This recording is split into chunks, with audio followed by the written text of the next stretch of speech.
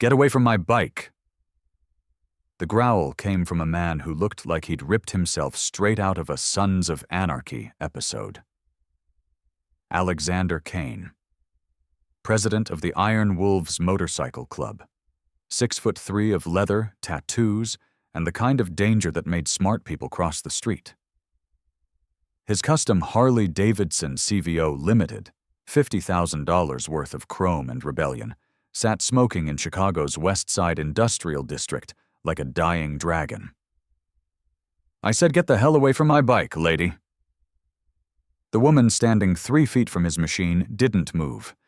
Tangled hair, torn jacket, backpack held together with duct tape. Just another homeless junkie, Alexander thought, about to learn what happens when you don't listen to the president of the most powerful motorcycle club in the Midwest. What Alexander Kane didn't know was that this homeless junkie was about to save his $50,000 custom Harley, expose a conspiracy that went back 5 years, and teach him that real strength had nothing to do with the patch on his back. Comment where you're listening from. Subscribe to channel. Her name was Evelyn Carter, and she'd been sleeping in doorways for 743 days. 26 months since the day her world imploded. Since the day Jonathan Price, CEO of Velocity Motors, pillar of the Chicago business community, Time Magazine's Innovator of the Year, decided that a woman who wouldn't sleep with him didn't deserve to exist. But here's what nobody knew. The woman everyone dismissed as just another street person invisible in their peripheral vision? She had 2 engineering degrees from Stanford, 5 patents in advanced automotive technology. She'd been the head of research and development at Velocity Motors, the youngest department head in company history, the engineer who designed the cooling system that saved the company $8 million annually. Mini cliffhanger. Evelyn had grown up in Nebraska, Lincoln specifically. Her father had died when she was 12. Heart attack at the factory where he'd worked 60-hour weeks for 23 years. Her mother cleaned houses. 3 jobs. Evelyn wore second-hand clothes and ate cafeteria leftovers her mother brought home in Tupperware containers that smelled like other people's kitchens. She was brilliant. Teachers noticed. Guidance counselors noticed. She got a full ride to Stanford, worked 20 hours a week in the campus library, graduated summa cum laude in mechanical engineering, then went back for a master's in automotive systems. She thought merit mattered. She thought if you were smart enough, worked hard enough, proved yourself enough, the world would see you. That was her first mistake. At Velocity Motors, Evelyn designed breakthrough cooling systems, technology that could handle extreme temperatures without failure. Her innovations went into high-performance vehicles, sports cars, racing machines, prototype engines worth millions. She was good. No. She was exceptional. Jonathan Price noticed. Not her work. Her. "Join me for dinner," he'd say, his hand lingering too long on her shoulder in the lab. "We should discuss your career trajectory, somewhere private." She refused, professionally, then firmly, then bluntly. "I'm here to work, Mr. Price, that's all." His smile had frozen. Something cold had moved behind his eyes. 2 weeks later, she was accused of stealing proprietary designs and selling them to a competitor. The evidence was perfect. Too perfect. Emails from her account she'd never sent. Bank deposits she'd never made. Witnesses who swore they'd seen her meeting with competitors in parking garages after midnight.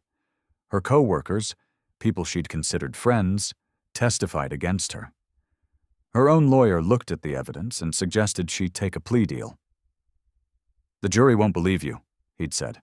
"Not against Price's legal team." She fought anyway, spent her life savings, $47,000, on better lawyers who promised they could prove the frame-up. They couldn't. The billion-dollar corporation had resources she couldn't match. Investigators, depositions, legal motions that buried her under paper. She lost her job, her reputation, her apartment when she couldn't pay rent, Her family in Nebraska called once. "Did you do it?" her mother had asked. Not, "We believe you," not, "We're here for you," just, "Did you do it?" The silence after Evelyn said no had been louder than any accusation. She'd been on the streets ever since, 2 years, 1 month, 13 days. But she never stopped being an engineer. Public libraries became her office. She drafted patents on the backs of pizza boxes, on receipts, on napkins from McDonald's where she used the bathroom to wash her face. 5 complete patent applications. Revolutionary technology, worth millions if she could ever afford to file them. She survived because she was smart, and because she refused to let Jonathan Price take the one thing he couldn't steal: her mind. What she didn't know was that in about 30 seconds, a smoking Harley Davidson was going to give her a chance at something she'd lost 2 years ago: hope. The crowd was growing. Chicago's West Side at 4 in the afternoon. Factory workers on their way home. Kids cutting through on bikes. People who lived in the neighborhood and recognized the Iron Wolves patches. Nobody helped. Nobody got close. You didn't mess with the Iron Wolves. Alexander Kane stood beside his bike, phone pressed to his ear, murder in his voice. "Repo, where the hell are you?" Repo was the club's mechanic. Best wrench in 3 states. He was also 25 minutes away, stuck in traffic on the Kennedy Expressway. "Boss, I can't teleport. Traffic's a nightmare. My bike is dying. Right now? I've got the meeting with the North Side chapter in 40 minutes, and if I roll up on a tow truck, I look weak. You understand what weak means in this business?" The Harley's engine made a sound like a wounded animal. Smoke, blue-gray smoke, poured from the exhaust. Temperature gauge climbing, 70 degrees hotter than normal. Alexander had built this bike himself. Custom everything, twin-cam 117 engine, stage 4 upgrade. This machine was his pride, his statement, his 30-year legacy in the motorcycle club world, and it was dying on the side of Cicero Avenue like a piece of junk. "Sir." The voice was female, quiet but clear. Alexander turned. The homeless woman was still there, closer now. 3 feet away. Those eyes, sharp, focused, completely at odds with the torn clothes and dirty skin. "Your oil cooler has a leak in the 3rd bypass line," she said. Blue-gray smoke means coolant is getting into the combustion chamber. Not black smoke from fuel, not white from steam, blue-gray, specific diagnosis. You've got maybe 26 minutes before the engine seizes completely. Alexander stared at her. The phone went silent in his hand. Repo's voice was a distant buzz. "How?" Alexander couldn't finish the sentence. The woman tilted her head toward the bike. "Your temperature gauge. It's reading 247 degrees Fahrenheit right now. Normal operating temperature for a twin-cam 117 is 180 to 200 degrees. At your current rate of increase, total engine failure in 26 minutes. Not 30, 26. Alexander looked at the gauge. 247 degrees. Exactly. His heart kicked once, hard. Who the hell was this woman? "Who sent you?" Alexander's voice dropped to the register that made grown men nervous. "Slater? Is this his move? Send some junkie to mess with my bike before the meeting?" Rick Slater, president of the North Side chapter. Old rival who'd been looking for a way to challenge Alexander's leadership for 3 years. Sabotage wasn't outside his playbook. Evelyn sighed. The sound was patient, almost amused. "If I wanted to hurt you," she said slowly, "I'd just stand here and watch. Say nothing. Let your engine die while you wait for your mechanic. Let you show up late to your meeting. Let your rival see you as weak. I don't need to do anything except walk away." The logic was airtight. Alexander's phone buzzed. "Repo. Boss, I'm still stuck. Accident on the expressway. Could be another hour." Alexander hung up. He looked at the woman. Really looked this time. Past the dirt and torn clothes. Her hands. Calloused, yeah. Street-worn. But the way she held them. Steady, controlled. Not the shaking hands of an addict. Not the damaged hands of someone who'd given up. You can fix it? His voice was different now. Still hard, but listening. 15 minutes, Evelyn said. I need a pencil, heat-resistant tape from a first aid kit, and a bottle of water. Alexander's eyebrows went up. You're gonna fix a $50,000 custom Harley with a pencil and tape? No, Evelyn corrected. I'm going to fix a twin-cam 117 oil cooler bypass failure with graphite powder and polymer adhesive. The pencil and tape are just where I'm getting the materials. Silence. The crowd was murmuring, phones out, recording. Alexander Kane, president of the Iron Wolves, cornered by a homeless woman. He didn't have a choice. Not really. Alexander pulled open one of the bike's saddlebags. First aid kit, bottle of water. He reached into his leather jacket and pulled out a mechanical pencil from the inside pocket. He used it to mark maps during runs. Here, he said, tossing them to her. Evelyn caught them cleanly. No fumbling. No hesitation. She knelt beside the Harley and lifted the inspection panel like she'd done it 1,000 times. Her movements were surgical. Precise. The way a concert pianist touches keys. The way a sniper assembles a rifle. Alexander folded his arms and watched, half expecting her to fail, half consumed by curiosity about what she was about to do. What happened next will shock you. Evelyn snapped the pencil and removed the graphite core. She set it on the seat and used the bottom of the water bottle to grind it into fine powder. The black graphite glittered under the late afternoon sun, like crushed diamonds. Then she tore heat-resistant tape from the first aid kit, scraped the polymer adhesive from the back with her fingernail, and mixed it thoroughly with the graphite powder. The mixture became a thick black paste. Graphite creates a nanocoating, Evelyn explained as she worked, her voice calm, almost lecturing. Withstands up to 1,500 degrees Fahrenheit. Combined with polymer adhesive, it forms a temporary seal that's extremely effective on high-temperature metal surfaces. Standard emergency repair technique for racing teams when they can't reach a pit stop. She leaned into the engine bay. Her eyes scanned the system like she was reading a familiar book. In seconds, she identified the exact leak point. A bypass line thinner than a pencil, tucked behind the oil cooler assembly where nobody would see it without knowing exactly where to look. She spread the graphite mixture onto the leak with millimeter precision. Alexander moved closer, watching her hands. Street-worn hands, dirty fingernails, hands that had slept in doorways and scrounged through trash bins for food. But as they worked, those hands were steady, professional. Like watching a surgeon operate, like watching an artist paint. The crowd murmured louder. Phones everywhere. A homeless woman repairing the Iron Wolves president's custom Harley with office supplies. If this ended up on YouTube, the comment section would be nuclear. Evelyn worked in silence. Focused.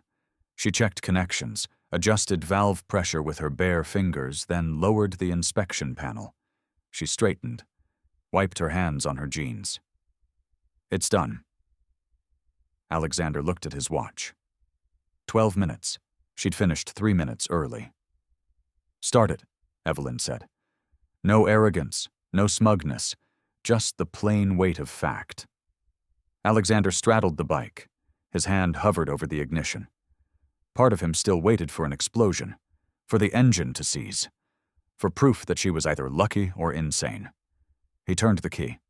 The Harley roared. Not the dying groan from before, a perfect throaty roar. Full power, no smoke, no shaking. The temperature gauge dropped, 220, 210, 200, settling at 195 degrees. The bike was alive. Alexander sat there for a second, feeling the rumble between his legs. hearing the perfect idol. Then he looked at Evelyn. Not with contempt. Not with the dismissive glance he reserved for street people, with the gaze of a man trying to decode a mystery that shouldn't exist. "Who are you?" The question left his mouth before he could stop it. Evelyn brushed dust from her knees, met his eyes. No fear, no submission. "The person who designed the original oil cooling system this bike is based on." The answer hung in the air like smoke. Mini cliffhanger. Alexander stayed silent. Processing, his mind running calculations at full speed. Then he swung his leg over the bike, stood, and opened the passenger seat behind him. "Get on." Evelyn hesitated. She knew getting on that bike could change everything, or end everything. But she'd lived on the streets of Chicago for 2 years. She'd learned that sometimes the biggest opportunities come from the craziest risks. She got on the bike. The Harley surged through the streets of Chicago. The engine roared with perfect strength, like nothing had ever been wrong. Evelyn sat behind Alexander, feeling the power of the machine beneath her, the wind cutting through her tangled hair. She hadn't been on a motorcycle in 3 years. Not since the charity ride Velocity Motors had sponsored. Back when she was chief engineer. Back when she wore designer clothes instead of torn jeans. Back when her biggest worry was whether her presentation to the board would get approved. Alexander drove in silence for several minutes. Then he spoke, his voice carrying over the engine noise. "Stanford or MIT?" Evelyn was startled. "How did you—" "The way you solved that problem," Alexander said, his eyes on the road. "That's not YouTube University. That's top-tier engineering education. So which was it?" "Stanford," Evelyn said quietly. 2 degrees. Alexander grunted. "Thought so." They rode for another minute before Evelyn spoke. "Velocity Motors," she began, her voice tight. "I was head of R&D, 5 patents, breakthrough cooling technology for high-performance engines. Saved the company millions annually." Alexander didn't respond, but she knew he was listening. The way a man listens when he's collecting information. "The CEO noticed me," Evelyn continued. "Jonathan Price, started with dinner invitations. Private discussions about my career. Hints that if I was flexible, there were VP positions in my future." She paused. Drew breath, 2 years later, and it still hurt. "I refused. Made it clear. Professional only." A bitter laugh escaped her throat. 2 weeks later, I was accused of stealing designs, selling them to competitors. The evidence was staged perfectly. Fake emails, bank deposits I never made, fake witnesses, everything pointed at me. Alexander's hands tightened slightly on the handlebars. Just a fraction. "Nobody believed me," Evelyn said, her voice dropping to almost a whisper. "Co-workers turned their backs, friends disappeared. My family in Nebraska called once, asked if I really did it. Didn't say they believed me, just asked. That was answer enough." Silence. "I was fired, sued, lost everything. My reputation built over 10 years, destroyed in 10 days. Life savings went to lawyers who couldn't fight a billion-dollar legal team. 2 years homeless." She looked at the buildings passing by, Chicago's skyline against the sunset. "And you know what? Price isn't just any CEO. There were rumors inside the company. Special connections. Money from sources nobody questioned. Secret meetings with people nobody named." Evelyn saw it then. Alexander's jaw hardened. Just for a second, his eyes narrowed in the rearview mirror. He knew something. "I don't need pity," Evelyn said, her voice turning hard. "I'm not telling you this to beg. I just want to use my brain for what I'm good at, to be seen for my ability, not my clothes. Is that too much to ask?" The question hung between them. Alexander rode in silence for a while longer. Then he spoke, his voice colder than ice. "Jonathan Price, that name sounds familiar?" Evelyn looked at him, at the way he ground his teeth, at the way his eyes had gone dark. Alexander Kane wasn't just listening to her story. He was calculating something. That was his second mistake. The Iron Wolves clubhouse wasn't what Evelyn expected. She'd pictured a dive bar, pool tables and broken neon. But this was a compound. 3 buildings behind a chain-link fence on Chicago's west side. The main clubhouse was brick and steel, 2 stories tall, with security cameras at every corner and men in leather vests positioned at strategic points. The gate opened automatically as Alexander approached. No button, no card. The system recognized his bike. He pulled into the courtyard, shut off the engine. The silence after the roar felt heavy. Men appeared from everywhere, 20, maybe 30 members of the Iron Wolves. They straightened when they saw Alexander. Some nodded. Some stepped aside. Everyone showed respect, absolute authority, total obedience. Evelyn climbed off the bike, felt dozens of eyes settle on her. Torn clothes, tangled hair, a homeless woman in the heart of the Iron Wolves territory. This wasn't a mistake. This was suicide. "Boss," a tall man stepped forward. Marcus Webb, 6'2", broad shoulders, arms covered in tribal tattoos, the club's sergeant-at-arms, the enforcer. Marcus looked Evelyn up and down, undisguised contempt. "Who's she?" His voice was rigid, dangerous. "The person who just saved my bike with a pencil," Alexander replied coldly. Marcus didn't waver. "We don't bring outsiders into the clubhouse. That's the rule." "She stays." Alexander's voice wasn't loud, but it was steel. "That's an order." Marcus went silent, jaw clenched. Then he nodded and stepped aside. But his eyes never left Evelyn. They went inside. The clubhouse was bigger than it looked from outside. Main room with a bar, pool tables, leather couches, walls covered with Iron Wolves memorabilia, photos of runs, rally posters, a vintage Harley engine mounted like artwork. But underneath the biker aesthetic, Evelyn noticed something else. Security. Cameras at every corner. Reinforced doors. Biometric locks on the hallway leading deeper into the building. This wasn't just a motorcycle club. This was something more. As they passed a room with a glass door, Evelyn caught a glimpse of a large screen inside. On it was a list with the heading, Accounts Receivable. And on line 3, she saw it. J. Price, Velocity Motors, $850,000. She stopped short.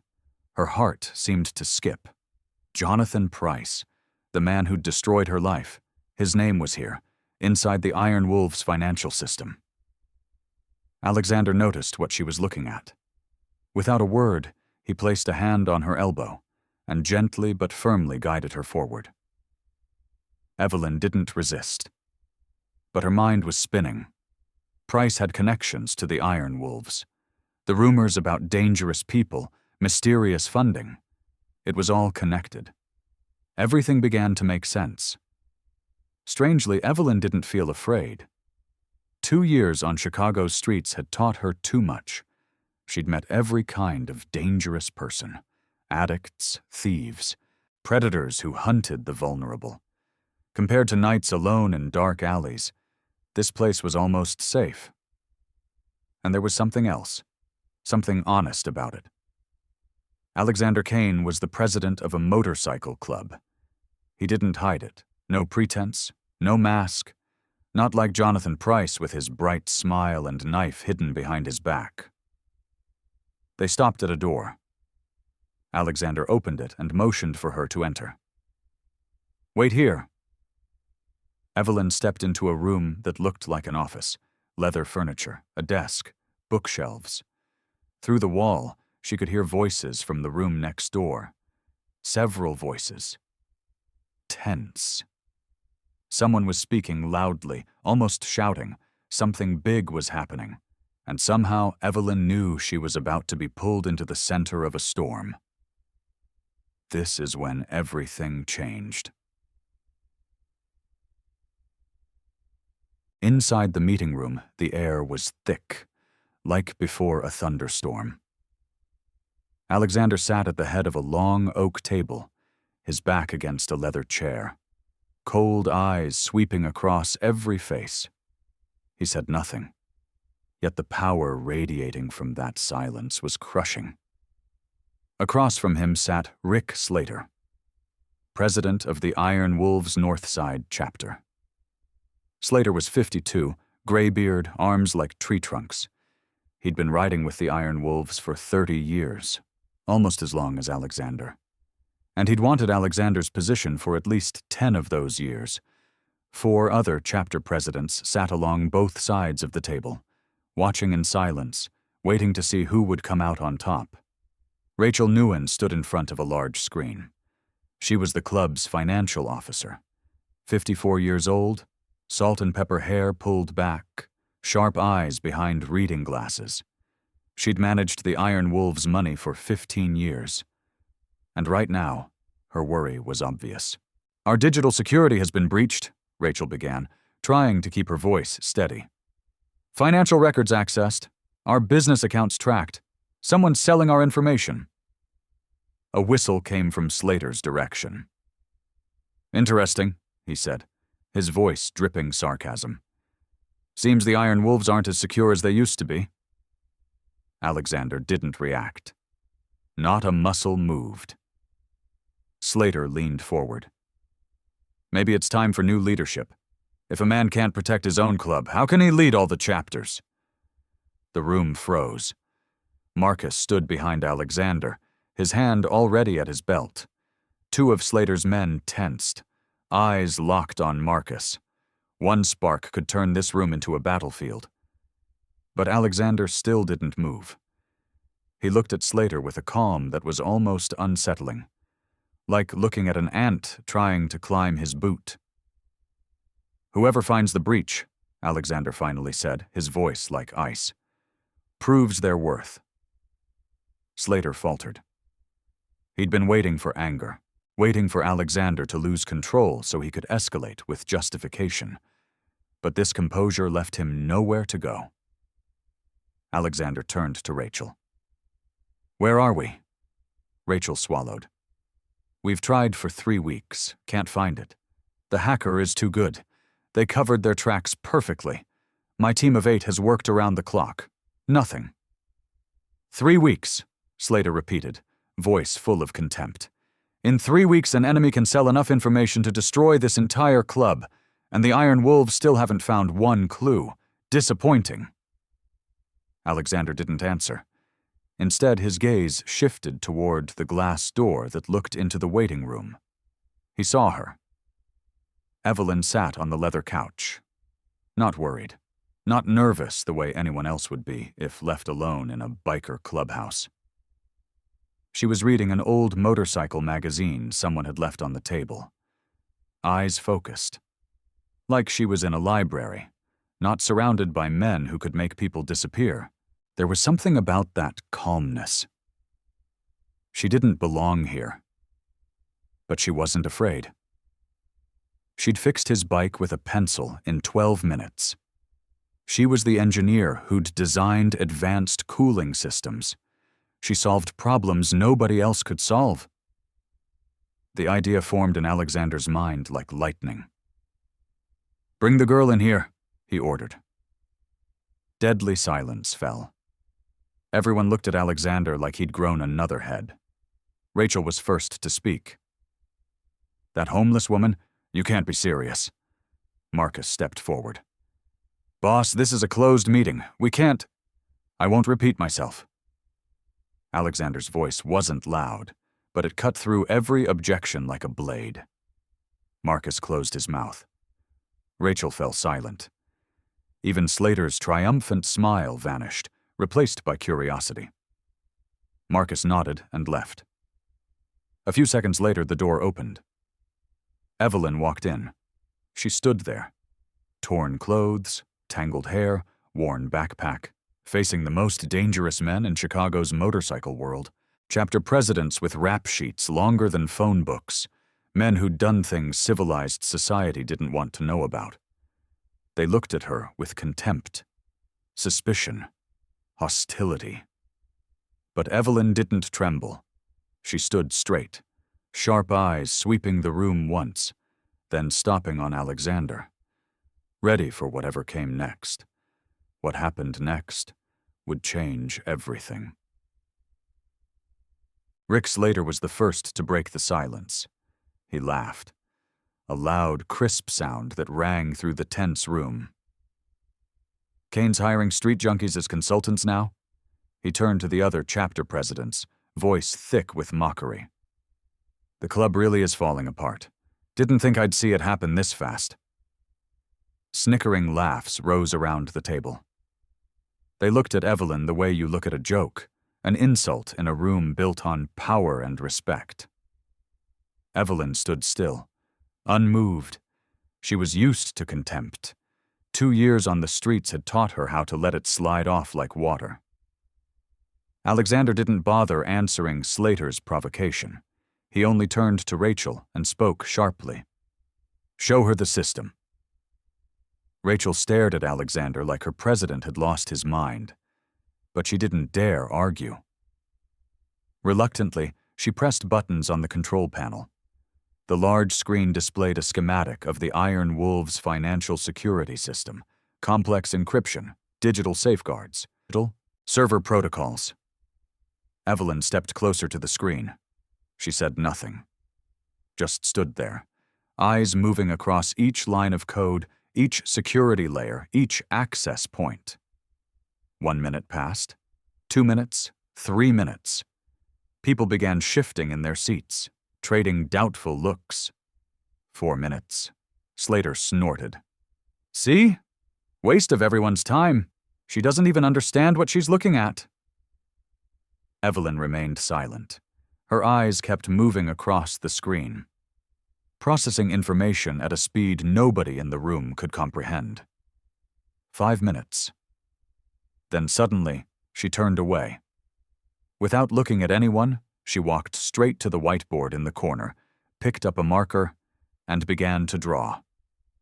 In 90 seconds, Evelyn recreated the entire security diagram on the whiteboard, from memory, without glancing back at the screen, and her diagram was more accurate than the original, more detailed, clearer. Rachel's eyes went wide. Her mouth fell open. "You have 3 vulnerabilities," Evelyn said, circling 3 points on the diagram.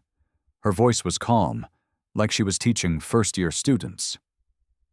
"First, your main gateway is missing 2-factor authentication. Second, the connection point between your internal system and external banking servers has a weak encryption protocol. Third, and most serious, there's an old API from your previous security version that was never disabled." She drew an arrow cutting through all 3 points. "That's how the hacker got in. They enter through the old API, move laterally through the weak connection point, and pull data through the unprotected gateway. Simple, efficient, almost no trace." Rachel stepped forward. Eyes locked on the whiteboard. You found in 5 minutes what my team of 8 took 3 weeks." She couldn't finish the sentence. The entire room sank into absolute silence. The mocking laughter was gone. Rick Slater wasn't smiling anymore. His face had turned to stone. "The fix is straightforward," Evelyn continued, not noticing or not caring about the shock around her. She added lines to the diagram. "Disable the old API. Implement 2-factor authentication on the gateway. Set up a new firewall at the connection point. Can be done in 24 hours if your team works efficiently." She set the marker down and turned to face the room. "But there's one more problem." The air felt like it had been pulled out of the room. "The hacker's code style," Evelyn said slowly, "is very distinctive, like a signature. The way they write loops, handle exceptions, Format comments. This isn't an outside contractor. This person knows your system from the inside. She looked straight into Alexander's eyes. Someone in your organization is the mole. Deadly silence. The chapter presidents suddenly looked at each other with suspicion. Rachel turned pale. Marcus's hand went to his belt, instinctive vigilance snapping into place. Alexander looked at Evelyn. This time he didn't see a homeless woman. He saw exactly what she was. A genius. A fighter who'd survived hell without breaking. A woman who bowed to nothing and no one. The corner of his mouth lifted, just slightly, almost imperceptibly. But for the first time during this meeting, Alexander Kane's stone face showed an expression. Marcus stood behind him and saw it.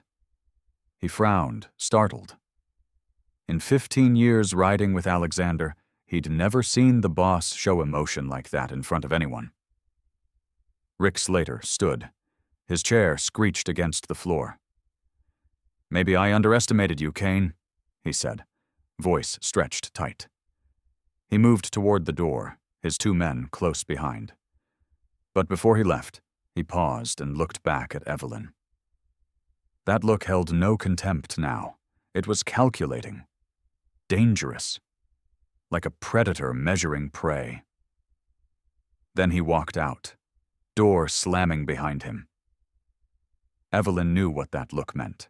She'd just made herself a target for one of the most dangerous men in Chicago's biker world. But she didn't regret it. For the first time in 2 years, she felt her mind being used the way it was meant to be used. Mini cliffhanger. After the meeting, Marcus led Evelyn to a room on the 2nd floor of the clubhouse. He didn't speak, just opened the door and stepped aside. Evelyn walked in and went completely still. The room was bigger than the studio apartment she'd rented back when she was chief engineer at Velocity Motors. A queen-size bed with clean white sheets, dark wood furniture, a private bathroom with a shower that looked like it actually had hot water. On the bed, a set of clean clothes had been laid out. Jones, t-shirt, leather jacket. Evelyn picked them up and realized they were exactly her size. Someone had prepared this. Someone had noticed. The door closed behind her. Evelyn stood alone in the room, feeling like she was dreaming. She walked into the bathroom and turned on the shower. Hot water poured down. For the first time in 2 years, she felt hot water running over her skin. Not cold water from a public faucet, not rainwater, real hot water, with soap that smelled like lavender. Evelyn cried. Not from sadness, from being clean, from the fact that for 2 years she'd forgotten what this feeling was like. She stood under the shower for a long time, letting the water wash away the dirt, the exhaustion, the humiliation of months living on the streets. When she stepped out, she stood before the mirror and saw herself. Not the homeless woman everyone had been seeing, but Evelyn Carter. Engineer. Genius. The woman she'd been before Jonathan Price destroyed her life. Then she noticed something. In the corner of the bathroom ceiling, almost impossible to see unless you were looking for it, was a small camera. Evelyn wasn't surprised. This was a motorcycle club with enemies. Of course they watched everything. But a question slipped into her mind. Was Alexander watching? Or someone else? A faint unease ran along her spine. But she pushed it away. She'd survived 2 years on Chicago's streets. A few cameras didn't scare her. An hour later there was a knock at the door. Marcus stood outside, face still cold as stone. "Boss wants to see you. Dinner." Evelyn followed him to a private dining room, smaller than she expected. Warm lighting. A table set for 2 people. Alexander was already seated, no longer in his leather vest, just a black t-shirt that showed the tattoos covering his arms. He looked less intimidating, yet the undeniable authority still clung to him. Food was arranged on the table. Steak, roasted vegetables, beer in frosted glasses. Evelyn looked at the plate in front of her. Her stomach tightened with hunger. This was the best meal she'd seen in 2 years. But she ate slowly, with control. She wouldn't let the hunger that had tormented her through hundreds of nights show on her face. She would not let anyone see her weakness. Alexander watched her eat in silence for a while. Then he spoke. "Why did you help me? You didn't know who I was." Evelyn set her knife down, met his eyes. "I saw a problem that needed fixing. It's instinct. I can't look at a broken system and not want to repair it." "That instinct," Alexander tilted his head, "has gotten you into trouble more than once, hasn't it?" Evelyn gave a quiet laugh. Her first real laugh in a long time. "You're looking at the result." Silence stretched between them. Alexander took a drink of beer. His gaze drifted into empty space, like he was thinking about something far away. "My father was killed," he said suddenly, "by the person he trusted most, his road captain, a brother who'd ridden with him for 15 years. Evelyn didn't speak. She only listened. "I built this club into what it is for one reason," Alexander continued, voice lowering. "So no one would ever have the chance to betray me again. I don't trust easily. I control everything. That's the only way to survive in this world." He looked at Evelyn, his dark eyes complicated. "But you learned all my weaknesses in a few hours. You saw my security flaws, even found the mole in my organization. And I don't feel threatened." Evelyn set her glass down. "Maybe because I don't want anything from you. I've already lost everything. My job, my reputation, my family, my savings. There's nothing left to be greedy for. Nothing left to lose." She paused. "People like me are the least dangerous. Or the most dangerous, depending on how you look at it." Alexander studied her for a long time, his expression unreadable. Then he stood. "Get some rest. Tomorrow I need you to find the mole." He walked toward the door, paused for a second, but didn't turn back. "Thank you for dinner," Evelyn said quietly. Alexander didn't answer. He only walked out. The door closed. Evelyn watched his shadow disappear behind the oak door. There was something in Alexander Kane's eyes she couldn't read. Something deeper than the tough guy exterior. Something almost like loneliness. But there was one thing he didn't know. What she was about to discover would shake the Iron Wolves to its foundation. The next morning, Evelyn was taken to the club's computer room. A smaller space than she expected. 4 monitors, 2 servers humming quietly. Rachel Newen was already there, arms crossed, face hard. Clearly she wasn't happy about working with a homeless woman, even if that woman had made the entire meeting room fall silent yesterday. "These are all the system logs from the past 3 months, Rachel said bluntly, pointing at the screen. "Start wherever you want." Evelyn didn't care about the attitude. She pulled out a chair, sat down, began to work. An hour passed in silence. Evelyn drilled into every line of code, every log file, every abnormal access pattern. Rachel stood behind her, arms crossed at first, watching with open skepticism. But little by little she began to lean forward, her eyes tracking what Evelyn was doing. "Where did you learn to analyze like this?"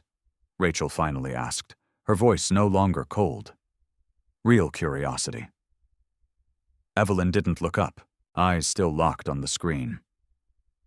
2 years on the streets, nothing but time and library computers. When you've got nothing left to lose, you've got a lot of time to think. Rachel went quiet for a moment. "I'm sorry about my attitude earlier." "No need," Evelyn said. "I'm used to it." She kept working, digging deeper into the hacker's patterns. There was something familiar in the way this person wrote code. the way they handled variables, named functions, commented sections, like an invisible signature that only people in the field would recognize. Then suddenly, Evelyn shot to her feet. Her eyes went wide. "No," she whispered. Rachel stepped closer. "What did you find?" Evelyn didn't answer right away. She opened more files, compared them, cross-checked. Her heart beat faster with every passing second. She knew this coding style. She'd seen it before, at Velocity Motors. This was exactly how Jonathan Price's technical team wrote code. She'd reviewed thousands of lines like this when she was chief engineer. There was no mistaking it. "The mole has ties to Velocity Motors," Evelyn said, her voice trembling slightly with rage. "To Jonathan Price." Rachel went pale. "Are you sure?" Evelyn didn't answer. She went deeper, searching for more proof. And what she found was far more horrifying. This wasn't only about selling information. There was a plan, a detailed plan hidden inside encrypted code segments. Evelyn decoded it in minutes, felt the blood turn cold in her veins. Target, Alexander Kane. Time, tonight during meeting with Northside Chapter. Method, explosive device attached to motorcycle. They were going to kill him. Tonight? "Oh my God," Rachel blurted when she saw what was on screen. Evelyn didn't have time to panic. She kept tracing. The code had been uploaded from an internal device, from inside the clubhouse. She traced the IP address, identified the device, finally found the user's identity. Tommy "Wrench" Morrison. Club mechanic for 6 years. The man Alexander trusted with his bike.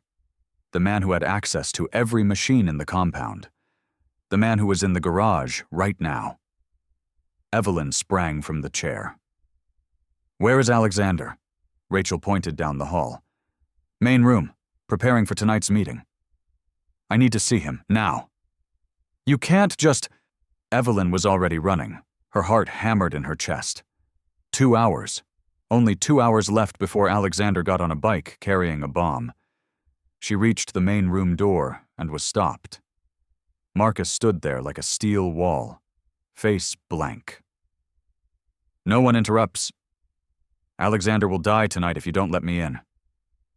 Marcus didn't move. "You think I'm going to believe—" "Wrench," Evelyn cut in. "Tommy Morrison, your mechanic. He's the mole. Working for Jonathan Price and Rick Slater. There's a bomb on Alexander's bike. It'll be triggered when he reaches the meeting point tonight. 2 hours from now." She held out her phone. Screen showing what she'd found. "This is the code. This is the plan. This is the proof. Wrench is in the garage right now. He could be finishing the job." Marcus stared at the phone screen. With every line he read, his face grew paler. He'd ridden with Wrench for 6 years. They'd worked on bikes together, shared beers after long runs, and now Wrench wanted to kill their president. Without a word, Marcus turned and shoved the door open. Alexander sat at the bar with 3 other members, planning the route to the Northside meeting. Everyone looked up as the door flew open, surprise and anger on their faces. Alexander saw Evelyn and Marcus. His eyes narrowed. "What's going on?" Evelyn stepped in, breathing still uneven from running. She looked straight into Alexander's eyes and said one word: "Bomb." This is when Alexander Kane's world shattered. The main room fell into deadly silence. Evelyn stepped forward, voice fast and clear, like a military briefing. "Wrench, Tommy Morrison, your mechanic for 6 years. He's the mole, working for Jonathan Price and Rick Slater. The plan is to plant a bomb on your bike, trigger it when you reach the meeting point. 2 hours from now." She looked straight into Alexander's eyes. "And he's in the garage right now." No one in the room dared breathe too hard. Alexander sat motionless, face showing no emotion, only his eyes, those eyes darkening like the sky before a storm. "Marcus?" His voice was ice cold. "Bring Wrench here. Don't let him suspect anything." Marcus nodded and vanished. The others were signaled to leave. Soon only Alexander and Evelyn remained, facing each other in silence. 5 minutes passed, like 5 hours. Evelyn stood still, feeling Alexander's gaze cut straight through her. Finally, he spoke. "If you're wrong, you just accused my most loyal mechanic, the man who's saved my bike a dozen times, the man who's been at my side for 6 years. Evelyn didn't blink. "If I'm right, I just saved your life a second time." The silence stretched. Then the door opened. Wrench walked in, that familiar smile on his lips. He was a big man, 40-something. Grease-stained hands, friendly face nobody would ever suspect. "Hey boss, you called?" Wrench's voice was normal, as always. Alexander stood, walked toward the window, back to Wrench. "Go check my bike, Tommy. Someone said there might be a technical fault, like yesterday." Wrench went rigid, only for a second. So brief it was almost impossible to notice. But Evelyn saw it. Alexander saw it. Marcus, blocking the door, saw it too. "Yeah," Wrench forced a smile. His voice trembled slightly. "I'll go right now." He turned, started toward the door. Then suddenly he ran. Wrench lunged for the exit at terrifying speed, shoved Marcus hard enough to make him stumble. But he didn't get out. 4 Iron Wolves members appeared from both sides of the hallway, sealing every escape. Wrench yanked a gun from his waistband, spinning to shoot. But Marcus was faster. A shot cracked through the air. The bullet slammed into Wrench's shoulder. He went down, gun flying from his hand. Within seconds, Wrench was pinned to the floor, hands zip-tied behind his back, blood streaming from the wound. They dragged him into the main room and threw him into a chair.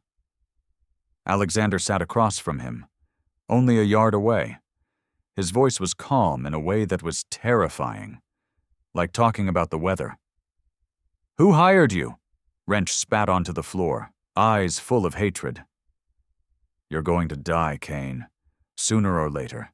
You can't live forever." Alexander didn't react. He only watched Wrench with eyes cold as ice, waiting. "I'll ask again. Who?" Silence stretched. Wrench tried to look tough, but sweat had already started beading on his forehead. He knew what happened to traitors in this world. Alexander signaled to Marcus.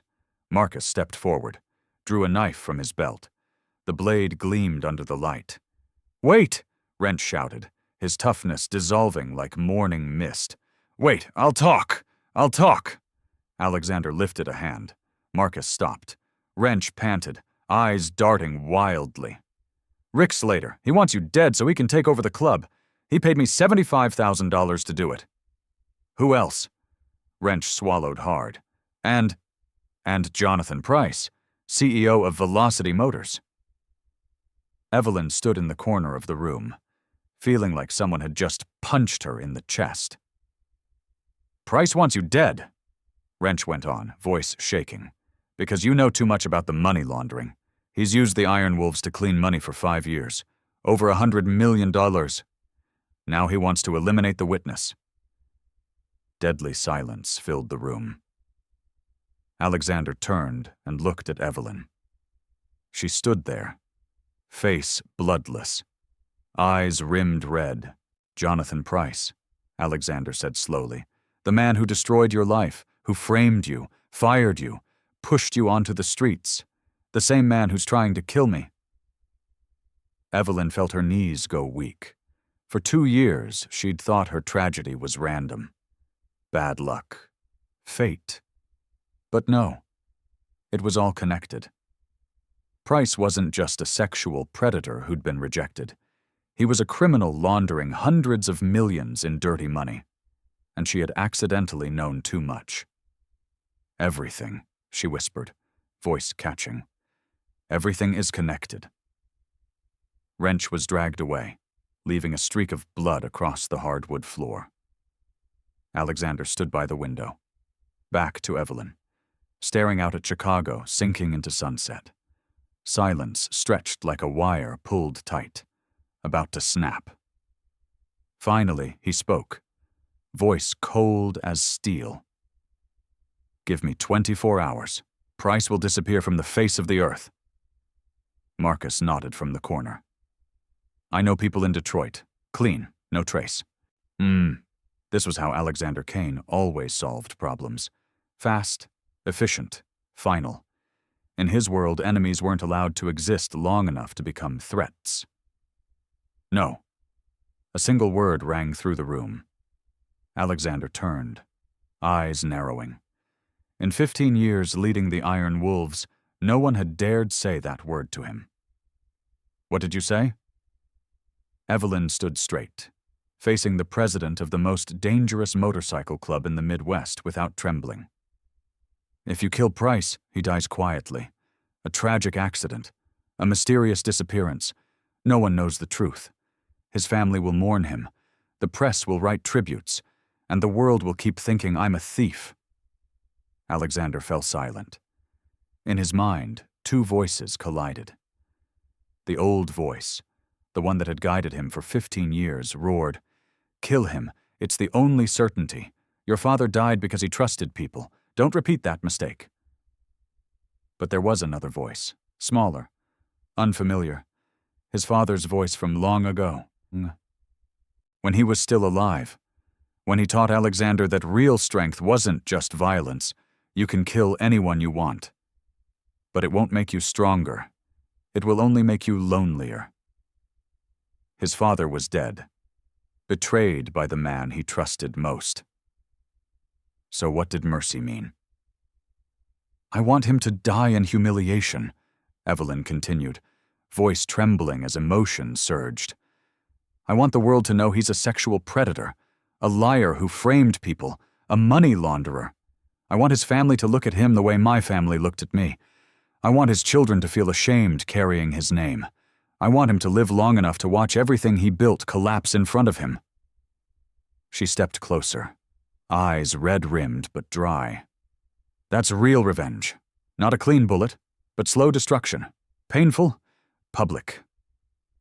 Alexander said nothing. He only stood there, listening, face unreadable while his eyes bored into her. "We have evidence from Wrench," Evelyn said, voice steadier now, like an engineer laying out a plan. "Money laundering transfers, links to Slater, a murder plot. We send it simultaneously to major media, the FBI, the SEC. We make everything public, including the frame job against me. We let the system he abused crush him, slowly, painfully." Marcus stepped forward. "Boss, that's risky. Price has lawyers, connections. He could slip out. Your way is certain." "Your way is fast," Evelyn said, turning to Marcus, then back to Alexander. "But it changes nothing. Price dies. There will be another Price. The system stays. Men like him keep thinking they're untouchable." She walked up until she stood in front of Alexander, less than 2 feet between them. "But if we expose him, if the whole world watches him fall in humiliation, every man like him will be afraid. They'll look at Price and wonder if they're next." Silence stretched again. Alexander looked at Evelyn for a long time. He had met many people in his life, the greedy, the fearful, the ones drunk on power. But she was different, not innocence. Evelyn Carter wasn't innocent. 2 years on the streets had burned every trace of innocence out of her. This was strength, a kind of strength he wasn't used to. Not the strength of violence, but the strength of endurance, of being knocked down and refusing to stay down. "Fine." One word. Marcus's eyes widened. "Boss, we'll do it your way," Alexander said, his voice still cold, but something in it had shifted. He looked at Evelyn with new eyes. No longer the eyes of a boss looking at a tool, the eyes of a man learning something new. "But if this fails," he added, voice dropping like distant thunder, I'll do it my way, and that time, no one will be able to stop me. Evelyn nodded. Fair enough. And for the first time in 15 years, Alexander Kane chose a path other than violence. Not because he was weak, but because a homeless woman had shown him a kind of strength he had never known existed. What neither of them knew was that in the next 72 hours, their decision would trigger a chain of events that would change Chicago forever. Day one began like a storm gathering energy. Evelyn sat in the Iron Wolves computer room, working without pause beside Rachel Nguyen. The evidence from Wrench was compiled into clear, organized files. Money laundering transfers over the past 5 years, specific amounts, dates, bank account numbers, internal emails between Price and Slater, discussing business arrangements and problem-solving, recordings of secret meetings. Wrench had worn a wire twice. The audio was damning. Evelyn added materials she'd kept from 2 years earlier. Documents from her former lawyer proving the evidence against her had been fabricated. Emails that showed impossible timestamps. Bank deposits that came from accounts traced back to Price's shell companies. Everything was packaged neatly. Plainly. Impossible to deny. Alexander stood behind her, watching her work with undisguised admiration. "You're good at this," he said quietly. Evelyn didn't look up from the screen. "I've had 2 years to think about it." Day 2. Anonymous packets were sent simultaneously to the Chicago Tribune, the New York Times, and CNN. At the same time, the FBI received an anonymous tip with full evidence of money laundering. The SEC received a detailed report on financial fraud, and the lawyer Alexander hired for Evelyn, one of the best lawyers in Chicago, paid for with club money, officially filed a complaint regarding the false accusations from 2 years earlier. Everything was calculated with the precision of a machine. At 2:47 p.m. on day 2, Jonathan Price was standing on stage at Velocity Motors' annual shareholders meeting. A confident smile spread across his face. "Velocity Motors has never been stronger," he declared, pride thick in his voice. "Revenue last quarter is up 28%. We are leading the innovation curve. Our patents portfolio is worth over $200 million. The meeting room doors flew open. Price's assistant ran in, face white as paper. She leaned in and whispered into his ear. The smile on Jonathan Price's face froze, then disappeared. The color drained from him like someone had pulled a plug. Outside the building, shareholders' phones began vibrating non-stop. The news spread like wildfire. Breaking: Velocity Motors. CEO accused of large-scale fraud, money laundering ring exposed. $100 million former employee cleared after 2 years. Evidence of frame-up Velocity Motors stock went into freefall, losing 47% of its value in 2 hours. The board convened an emergency meeting. Partners began cutting ties, and the FBI arrived. A task force surrounded Velocity Motors headquarters. Dozens of agents, police vehicles blocking every exit. Price tried to run out the back, clutching a briefcase full of documents he hoped he could destroy. But cameras were already waiting. Dozens of reporters, hundreds of lenses. The whole world watching live. Jonathan Price was handcuffed right at the back gate of the building he had once ruled. His face twisted with fury and fear, sweat pouring down. Mouth stammering denials no one bothered to hear. This wasn't the silent death in the dark Alexander had planned. This was public destruction. Humiliating. Complete. In the Iron Wolves clubhouse, Evelyn sat in the main room, eyes fixed on the television screen. Alexander sat beside her, at a distance that respected her space. They watched Price being shoved into an FBI vehicle, watched him duck his head from the cameras, watched the empire he had built collapse in real time. Evelyn didn't smile, didn't gloat, didn't shed victorious tears. There was only calm, like someone finally setting down a burden she had carried for 2 years. "It's over," she said softly, voice strangely steady. Alexander studied her. He had prepared himself for tears, for triumphant laughter, for the satisfaction of a woman who had finally taken revenge, but she only sat there, peaceful as a lake after a storm. "Aren't you happy?" he asked. Evelyn turned to look at him, eyes clear as they had ever been. "I didn't want him to suffer. I wanted him to stop. Those are two different things."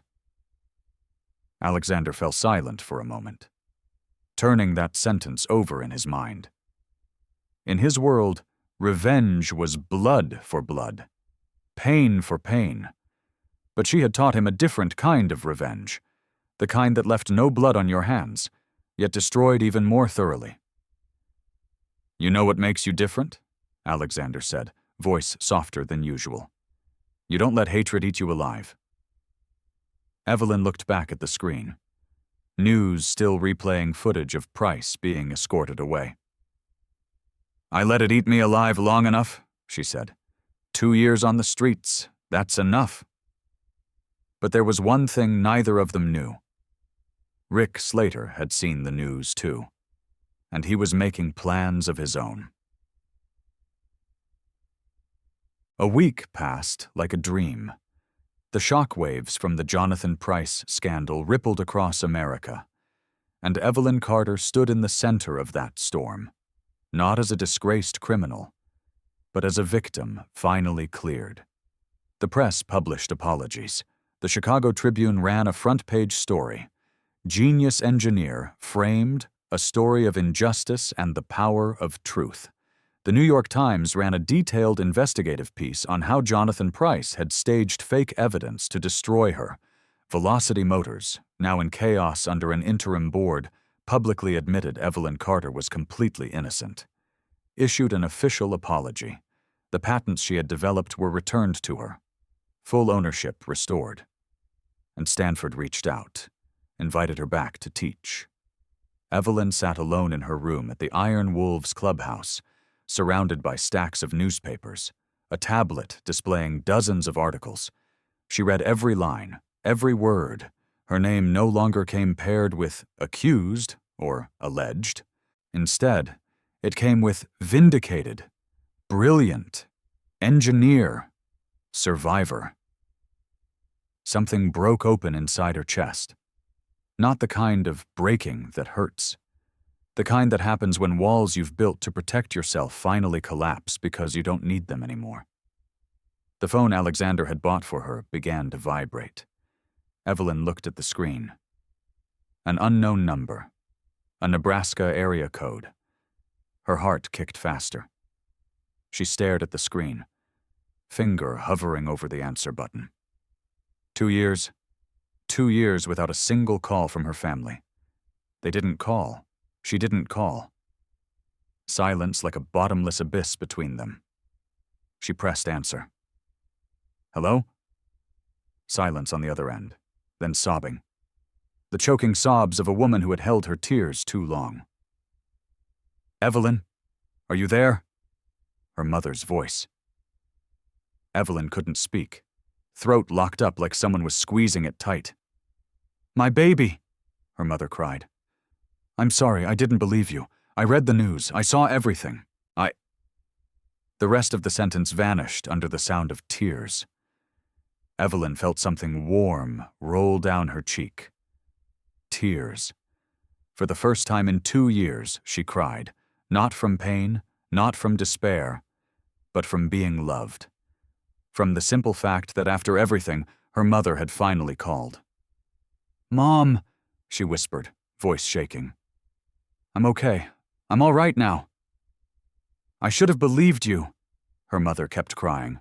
"I'm your mother. I should have stood with you. I'm sorry. I'm so sorry."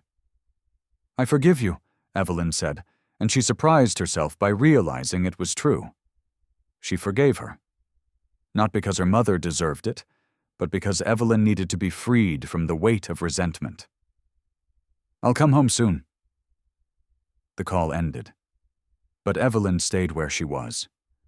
phone pressed to her chest. Tears still flowing. She didn't realize Alexander was standing in the doorway, that he had been there through the entire call. He didn't interrupt, didn't speak. He only stood there quietly, respecting the most private moment of her life.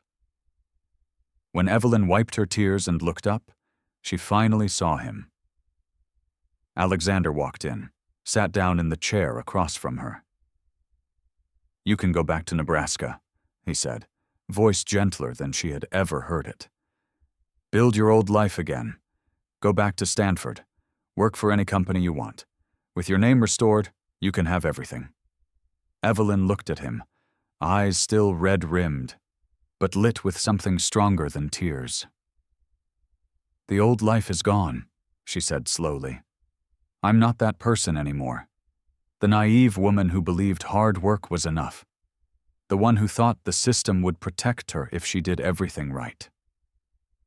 She stood, walked to the window overlooking Chicago. "I want to build something new, something that matters more." She turned back, looking straight into Alexander's eyes. "And I want to build it here." It wasn't a confession of love. Evelyn knew that. Alexander knew it too. But it was a commitment, a promise that she would stay, that whatever the future held, she had chosen to stand here beside him in this chaotic world. But what came next would test that commitment in ways neither of them expected.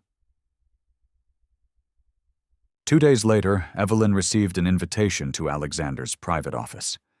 She walked into the room on the second floor, large windows offering a view over Chicago's west side. She had changed. No more torn clothes or tangled hair. Now she wore clean jeans, a fitted black t-shirt, leather jacket, hair pulled back in a neat ponytail, back straight, steps confident. She was still herself. Only now the dust of the streets no longer covered her. Alexander sat behind a desk and motioned for her to take the chair across from him. He didn't circle around the point. He wanted to hire her. Any position she wanted. Head of Security Technology, Financial Systems Director. She could choose, name her salary. Any number. Evelyn was quiet for a moment, then shook her head. "I don't need a job." Alexander raised his eyebrows, genuinely surprised for the first time since they'd met. "What do you want then?" "Something bigger," Evelyn said. She stood, walked to the window, looked out at the city. Below, Chicago stretched wide, skyscrapers and crowded roads. But she knew that in the corners no one looked at. There were thousands of people like she used to be, invisible, forgotten. "I want to build an innovation shelter," she said. "Not an ordinary shelter where people only have a place to sleep for a night, but a center to discover talent, combining housing, technical training, mentorship, and startup funding for people the system has left behind." Alexander didn't speak. He only listened with absolute focus. Evelyn continued. "In the shelter I stayed in, I met a doctor who'd been stripped of his license because of an administrative mistake. Not a medical one. 15 years of practice, thousands of lives saved. Lost everything because a form had been filled out wrong." Her voice dropped. "I met a programmer, ex-prisoner. He'd paid for a mistake from his youth. But no one would give him a second chance. He wrote cleaner code than anyone I'd ever seen. But no company would even look at him once they saw a criminal record." She paused. "I also met a physics professor. Used to teach at a top university. Fired when they discovered she had once been treated for mental illness. The illness had been gone for 10 years. But the stigma never went away." Evelyn looked straight into Alexander's eyes. All of them were geniuses in their fields. All of them were being wasted, sleeping on sidewalks, standing in line for charity meals, while the world kept complaining about a shortage of talent. She went back to the desk, pulled out a crumpled stack of papers from her backpack. Old newspaper pages, backs of receipts, napkins from restaurants, even the lid of a pizza box. She laid them on the desk in front of Alexander. These are the patents I developed over the past 2 years in the public library, on park benches, under street lights when I had nowhere to sleep. Alexander picked up the papers.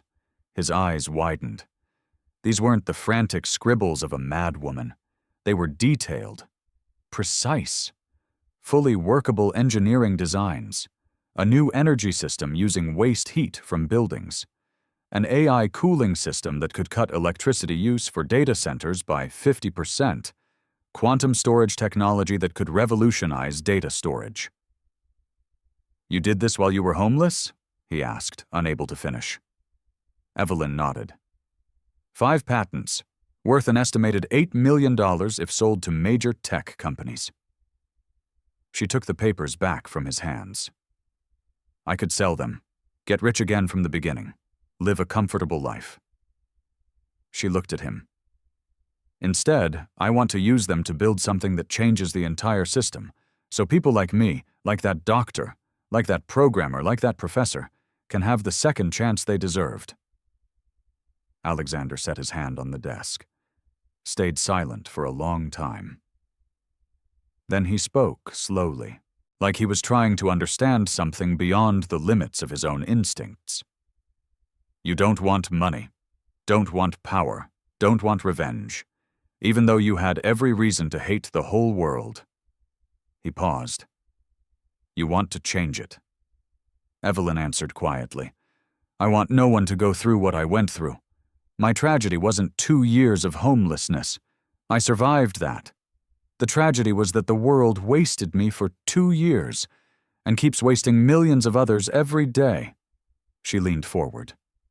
"How many inventions will never be created? How many diseases will never be cured? How many problems will never be solved? Because the people who could do it are lying on sidewalks, judged by their clothes instead of their minds." Alexander folded the papers, set them down. He looked at Evelyn with an expression she couldn't fully read. Respect, certainly, but something else as well. "You know what I am," he said. "You know where my money comes from. You know my hands aren't clean." He leaned forward, voice dropping.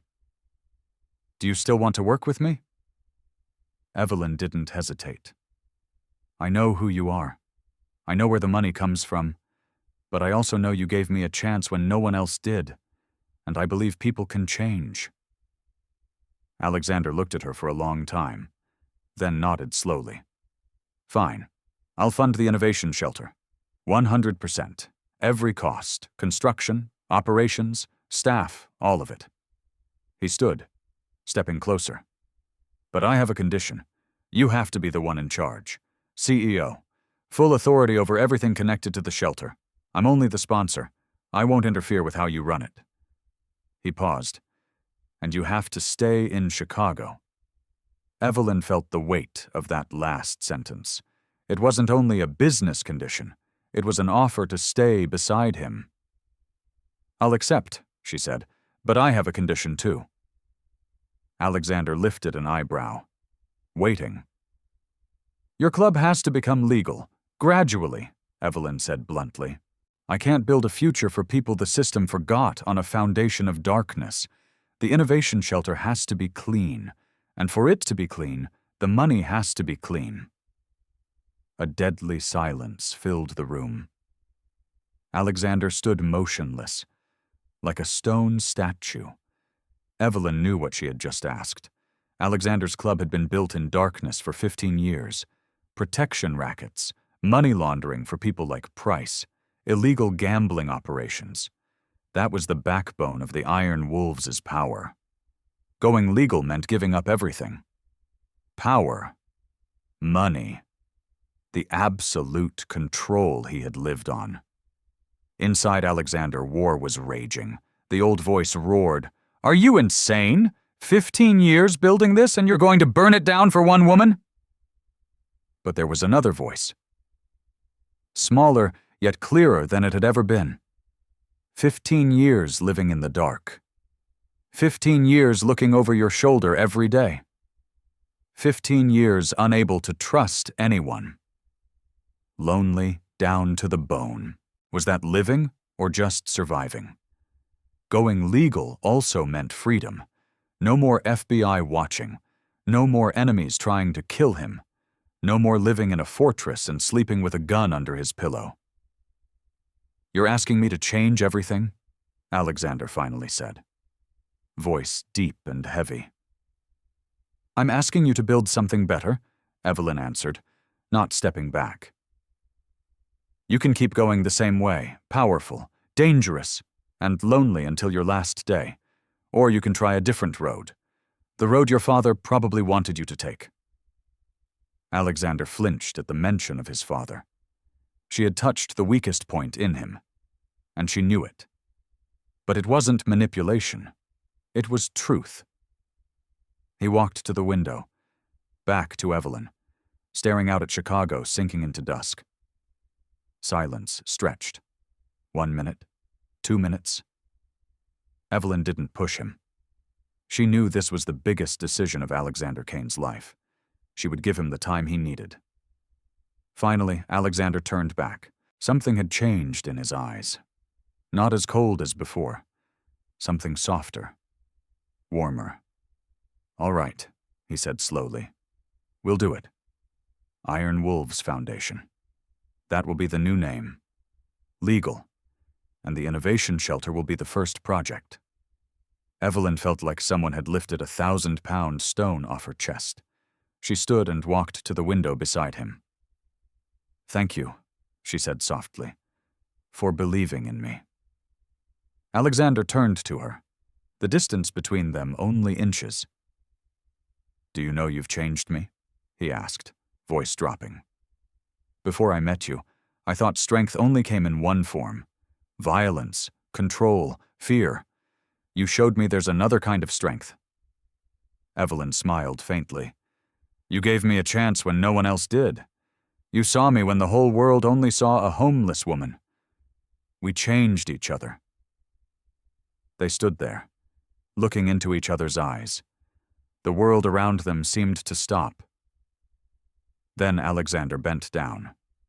His lips touched hers, not an explosive cinematic kiss.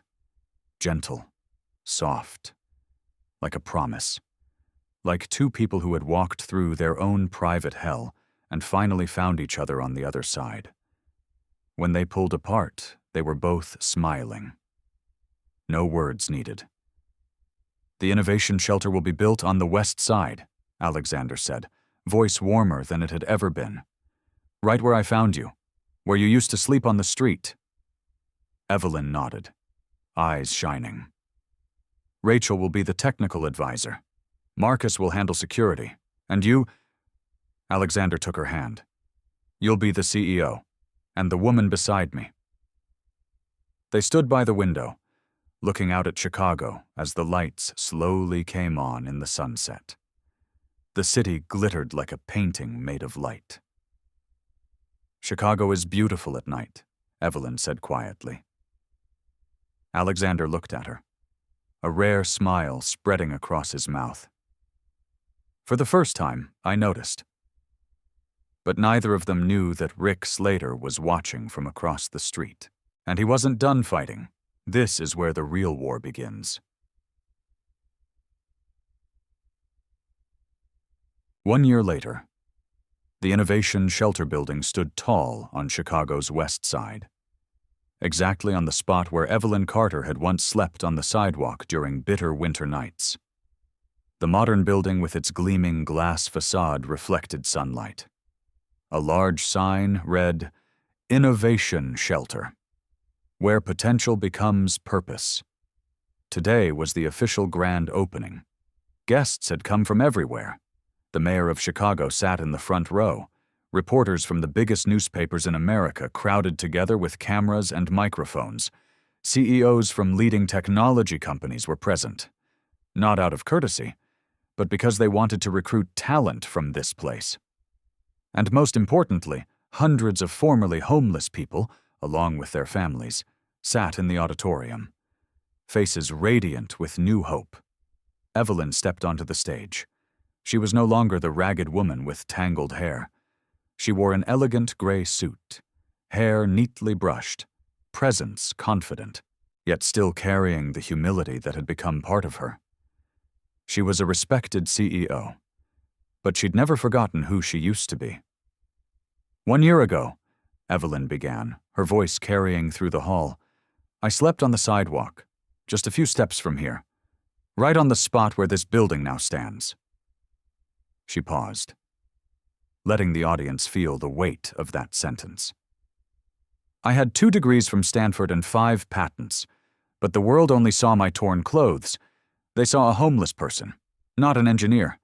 They saw a problem to avoid, not a solution waiting to be used. She looked across the auditorium. Today we change that, not by giving someone a fish, but by seeing who they truly are and giving them the chance to shine. Applause rolled like thunder. Evelyn smiled and introduced the first 3 residents to step onto the stage. Dr. Michael Torres, who had once lost his license because of an administrative mistake, was now the medical director of Innovation Shelter.